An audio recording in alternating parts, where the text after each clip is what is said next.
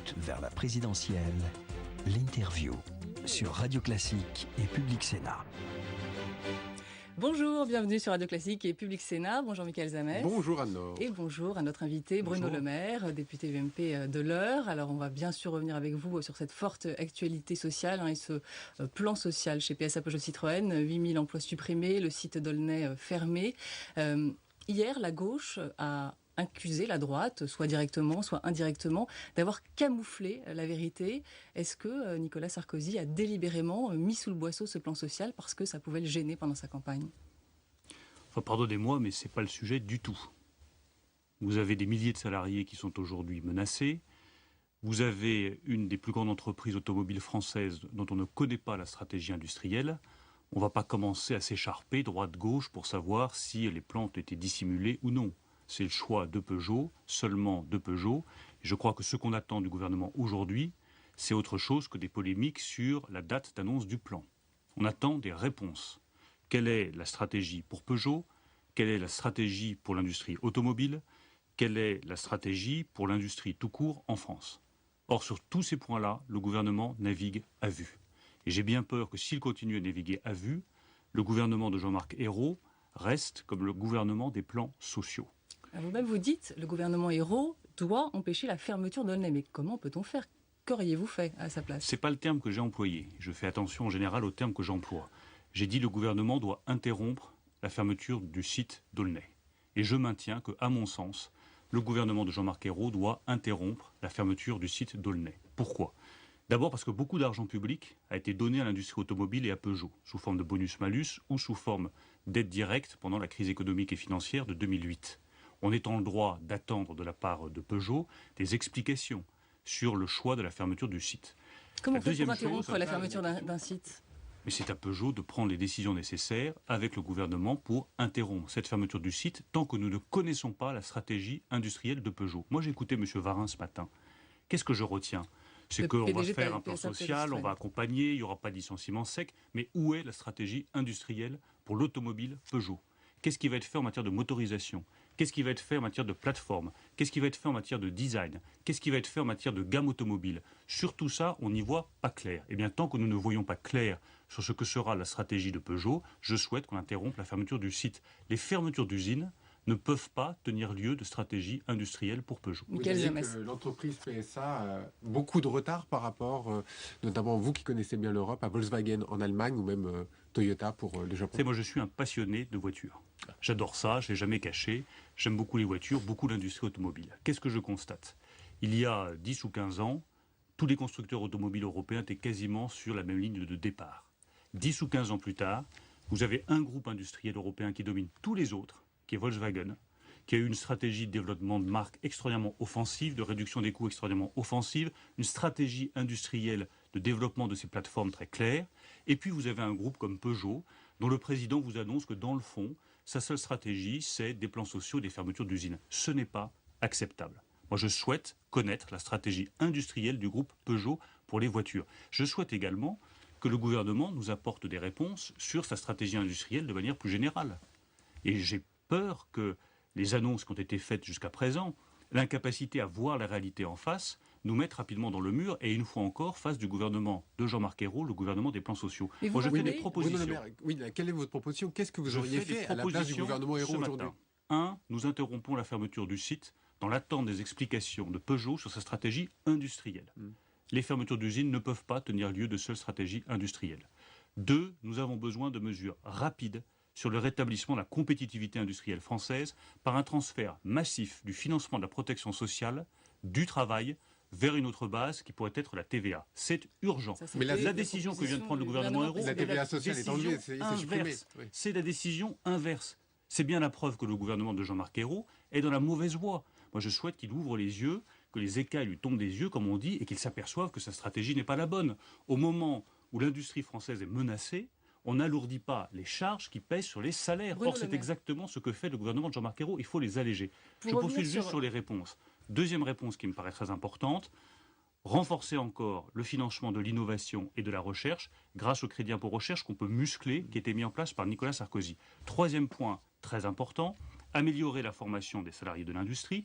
Et quatrième point essentiel, que les membres du gouvernement de Jean-Marc Ayrault prennent leur bâton de pèlerin pour aller discuter en Europe de la nécessaire harmonisation fiscale et du nécessaire changement du droit de la concurrence pour protéger notre industrie européenne. Voilà les 4 propositions très concrètes que je fais. Là, vous nous parlez d'avenir, et évidemment, il faut avoir une vision moyen-long terme. Oui. Mais dans l'immédiat, pour Peugeot, que peut-on faire pour ses salariés? Vous disiez hier, Peugeot est en train de prendre une décision pour des raisons financières sur le dos des salariés. Est-ce à dire que Peugeot et que Philippe Varin est un patron voyou? Vous les mettez dans cette catégorie? Non, moi je ne dresse pas de portrait comme ça à l'emporte-pièce des uns ou des autres. Je dis juste qu'il y a eu une stratégie industrielle qui était mauvaise. La stratégie de Peugeot n'a visiblement pas été la bonne.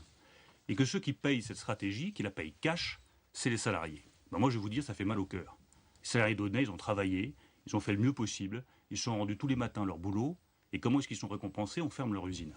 Je trouve que c'est un peu facile d'aller ensuite expliquer qu'on va fermer, et puis on va réduire, mais on va accompagner, il ne faut pas s'inquiéter, il n'y aura pas de licenciement sec. Moi, j'aimerais savoir maintenant où va Peugeot. Je suis attaché à la marque Peugeot, attaché au symbole que représente le lion pour l'industrie automobile française. Le gouvernement Où Ayrault va dit la même Peugeot? chose. Arnaud Montebourg, hier soir sur France 2, Il n'a dit pas pris exactement la même d'engagement chose. sur l'interruption de la fermeture du site. Moi, je souhaite que, pour que cette parole soit crédible, il y ait véritablement interruption de la fermeture du site. Mais Plus l'État n'est de pas la part... actionnaire. Que peut-il faire? Quel moyen d'action a-t-il pour dire empêcher cette fermeture de site? Si l'État est impuissant, dans ce cas-là, que Arnaud Montebourg nous l'explique, que le Premier ministre nous l'explique. L'État n'est pas impuissant, l'État porte des aides. Mais l'État ne peut Il pas finance par exemple le crédit impôt recherche très largement pour une entreprise comme Peugeot. Je ne dis pas que l'État peut tout. Je dis que j'aimerais savoir, 1, où va Peugeot? 2, où va la stratégie industrielle de ce groupe? Et 3, ce que propose en matière de stratégie industrielle le gouvernement de Jean-Marc Ayrault. Or, je le redis avec beaucoup de force que je crois que l'heure est grave et que nous aurons une succession de plans sociaux si nous continuons dans cette voie-là. La voie qu'a choisie Jean-Marc Ayrault en matière industrielle est une voie du XXe siècle qui mettra l'industrie automobile et tout le reste de l'industrie française dans le mur. Il est temps qu'on prenne conscience de cela. Il est temps qu'on opère une véritable révolution dans la manière dont on pense l'industrie en France. Sinon, nous continuerons dans la même voie. Je rappelle juste un chiffre. L'industrie en France, 23% du PNB en 1980, 13% aujourd'hui. On ne peut pas continuer comme ça. Bruno Le Maire, vous craignez, vous venez de le dire à l'instant, d'autres plans sociaux dans d'autres industries. On a vu hier l'entreprise Sanofi aussi qui va supprimer des emplois. Les mêmes causes produiront les mêmes effets. Mais la crise. La situation, mais c'est pas que la crise. Ou vraiment, c'est la politique crise. Du gouvernement Ayrault que vous mettez en cause. Je reprends l'exemple de Volkswagen. Vous connaissez le taux de profit de Volkswagen l'année dernière? Vous savez quel est le montant des primes qui ont été distribuées aux salariés de Volkswagen l'année dernière? Vous avez d'un côté des salariés de Volkswagen qui perçoivent des primes de 5 000 à 7 000 euros dans fin d'année et des salariés de Peugeot qui sont licenciés. Cherchez l'erreur. Oui, il y a la crise qui joue, bien entendu, mais il y a aussi notre stratégie industrielle qui n'est pas la bonne. Il y a que vous aviez urgence. initié précédemment, ça fait 1 an qu'on parle de ce plan social. Ne revenons chez pas PSA. sur le passé. Effectivement, bien sûr que nous ne sommes pas allés assez loin. Si vous voulez me faire dire que nous ne sommes pas allés assez loin, nous, en matière de compétitivité industrielle, je vous réponds oui. Avec beaucoup d'honnêteté et aussi avec beaucoup de regrets. Et à qui la Certainement faute? Que l'on aurait dit, mais à nous la faute, je l'assume. Je dis très clairement, j'ai été l'un des premiers à dire au début de l'année 2012, reconnaissons les erreurs que nous avons faites. Nous voyons bien que la crise révèle nos faiblesses structurelles.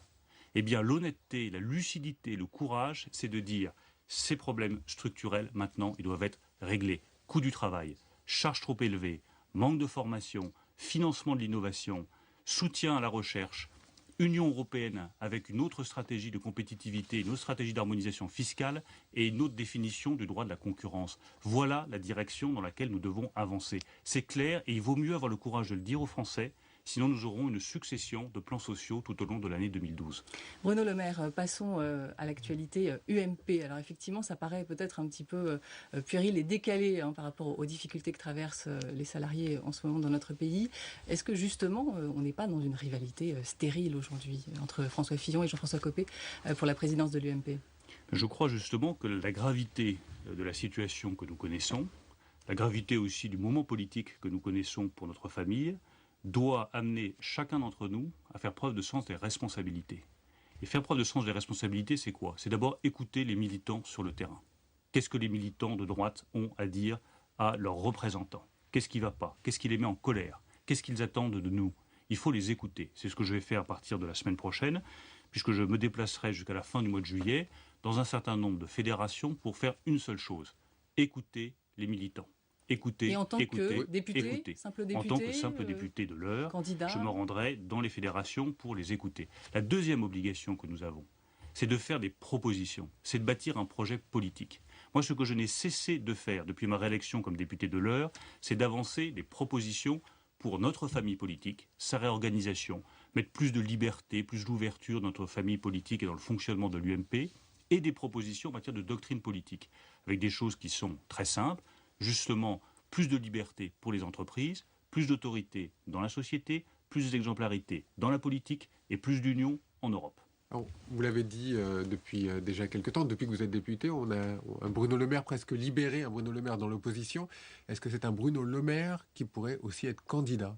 Bien sûr, j'ai jamais caché que si je voyais qu'un certain nombre d'idées que je porte, qui vont très loin sur l'exemplarité politique, par exemple sur le refus du cumul des mandats, sur la nécessité de renouveler davantage nos élus, sur la nécessité d'imposer une limitation au nombre successif de mandats, sur l'union politique, sur la simplification de la vie quotidienne des Français, parce que sur notre vie, elle est grevée d'obligations administratives, de règles trop complexes. Si jamais ces idées-là ne sont pas reprises, je ne vais pas les mettre dans ma poche en disant, écoutez, c'était juste pour présentation, puisque vous n'en voulez pas, je rentre chez moi. Si jamais ces idées ne sont pas reprises, et reprises très exactement, je les porterai moi-même et je serai candidat. Alors, est-ce que vous avez des discussions avec Jean-François Copé, avec François Fillon notamment ? Est-ce qu'en ce moment, le téléphone sonne ou pas ?